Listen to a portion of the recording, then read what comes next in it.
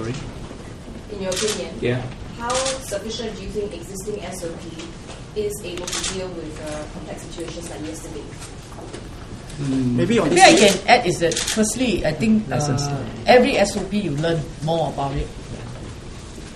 We originally had SOP which deal with single location incidents, and we have multiplied it to as many as 4 locations incidents. So this one we will learn from this again. I think no SOP will completely fit any incident, but it's continually refining it. That's important, and our people do that. Yeah, there is also another element which has come into play because the network has grown. The network has grown, and there is a circle line, the northeast line, and in future there will be other lines. So the interchanges are now there, much bigger. In the past, just north-south line, very straightforward. So now the stations are all interconnected. So when something happened, we could, in the past, for example, just close the station, but now you can't. You can't because it's interconnected, which means we will come out from another station afternoon. So these are areas that we will have to examine, and that's why yesterday it was also a challenge for us. Yeah? If you consider like Dhoby Ghaut Station, it's not one line; it's more than one line. Raffles Place also, Bishan. It's Bishan, and also there is an east-west line, not only the north-south line but east-west line. Also at Bishan, then you have the circle line, you have the north-south line. So these are all things that are coming into play, and when it happens, we begin to see that there's much more that we have to do. Okay? Yeah. So if you ask us, yes, we always update our SOPs based on every incident, everything that is introduced into our system, but there is it's constantly moving all the time, so we have to keep adjusting and making sure that we are good for it. So having said that, sir, do you think that the current SOPs that you have in place are not adequate, considering that you have all these new training systems that are coming up, as you said earlier? Yes, yeah. So that means now what has happened is that there are new elements involved in this, and because of these new elements, based on yesterday's incident, we are more aware of what are the things we have to do. Okay? I think to be fair, that the expansion of the system that has now happened, the SOP has improved to take care of that. But as I said, in every incident, there's no 100% perfection.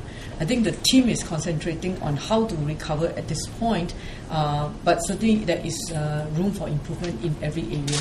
Okay, see, what Pekwa would mean is this. When the disruption occurs, disruption may occur at different sections. And when in different sections, to keep the service going at those parts that can still continue with the services, it means that we can come up with different plans. So the permutations for each incident may be different. And then because the permutations are different, we will have to respond differently, like deployment of our people. We cannot have a drill that say, okay, every time this incident happens, you are deployed down here, because the combination may be different. How significant are the changes can we expect to existing SOP now after this incident? That's why, as I said, we have to review it and try, and we will plug the gaps. This is the second incident in 2 consecutive days, so is there a worry that they're looking at a more serious underlying problem, or is this 2 completely separate, unrelated coincidences? I think they are completely separate. Circle line is brand new. So what's happened there is, and it's totally 2 different incidents. Circle line is more on the software, and you know that Circle line haven't completed yet. You have extension and all these things. Each time you have extension, a new software has to be loaded, right? You have to test and all these things. You need to have a small bugs inside, then you cause all these problems. But we have addressed all these problems. So is it fair to describe the earlier incident as more of a teething problem? Yeah, it's more teething problem. In fact, the earlier problem, other than the few hours of interruption, which we run at a lower frequency, and during the peak, lower frequency, because the system cannot take in more train. The software does not allow us to take in more train. But after the peak hour, everything was normal. Then from that lesson, the next day we went in and addressed the problem. On Wednesday, there were some reports from members of the media that they had to wait for official statements before they could say anything about the delays. Is there going to be any kind of mechanisms to have more kind of real-time updates and more, faster updates when people were looking to take the trains? finding further delays? Okay. That's what we will do. Yeah. Because at the moment, when an incident happens, what we do is we issue traffic watch first. But traffic watch goes only to the radio stations. Then in future, we make sure that the information that goes out will also go to the rest of the media as soon as possible. Yeah.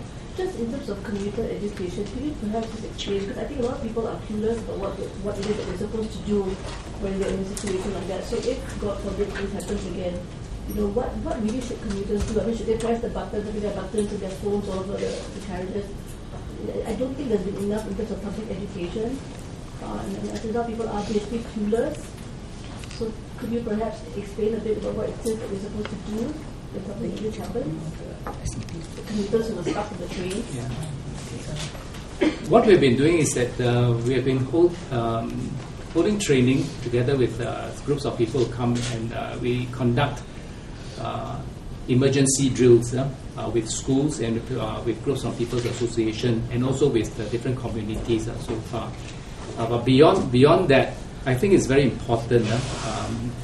As we have acknowledged, the information that we give to the public at the moment at the stations and in the trains have not been adequate. So that's an area that we will improve, certainly. And but the train itself, the system is it is safe, safe. And if something were to happen, as we already mentioned, the uninterrupted power supply will kick in, and you will have lighting and you have ventilation. And that will last for at least 45 minutes. And within our system, you know that the stops, the stations are not very far apart, which means that if we were to do any kind of detrainment, the detrainment is just a few hundred meters walk. At most, you walk for 300-400 meters or 500 meters, because the train will always be near to one of the stations. Okay?